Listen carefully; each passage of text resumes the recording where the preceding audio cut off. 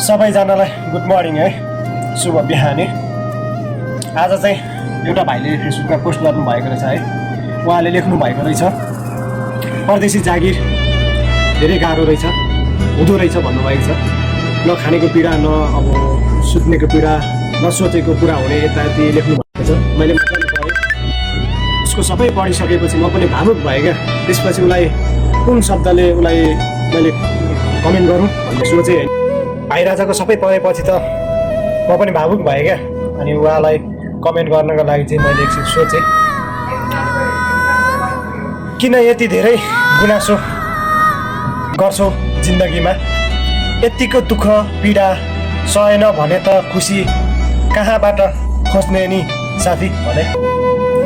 दुःख पछिको सुख आउँछ भनेर सुनेको छु मैले पनि, त्यसैले परदेशी हो गुनासो केही कुराको गर्न हुँदैन। भोलिको दिनमा हाम्रो पनि भगवानले हेर्छ होला नि त, यसले पनि यति धेरै दुःख गर्दैछ परदेशमा भनेर। साथी